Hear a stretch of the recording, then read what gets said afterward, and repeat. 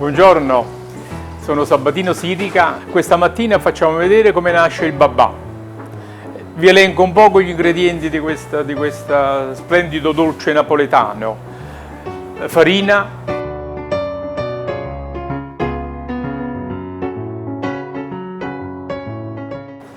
poi abbiamo del sale, zucchero, lievito, uova e burro.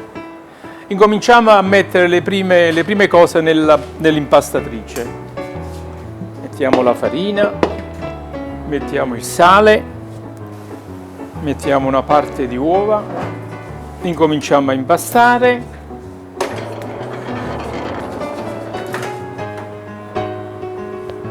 Ci aggiungiamo il lievito.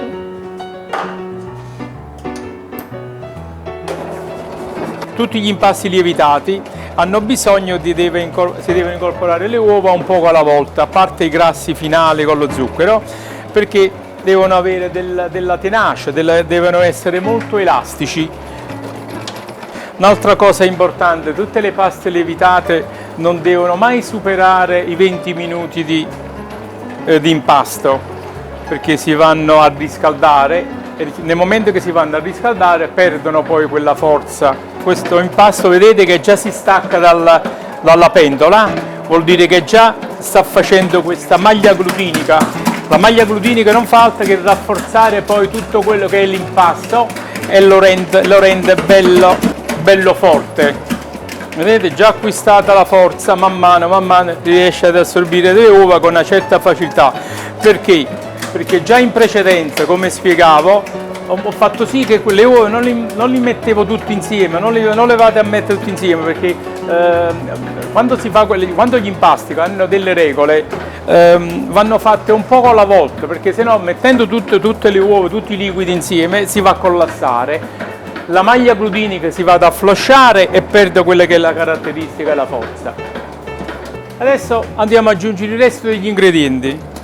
Mettiamo zucchero e un poco di burro alla volta. Perché burro alla fine?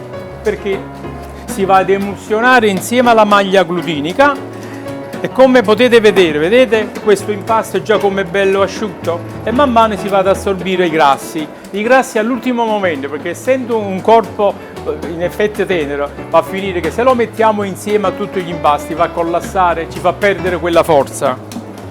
La pasticceria, come tutte le cose della vita, ha delle regole. Se rispettiamo le regole ci vengono tutte le cose fatte per bene, perché la pasticceria, a parte che è un'arte, io non ho fatto niente, io ho assemblato soltanto dei prodotti. Allora l'impasto è terminato, è completo, lo facciamo puntare per 3/4 d'ora, dopo lo andiamo a mettere negli stampi.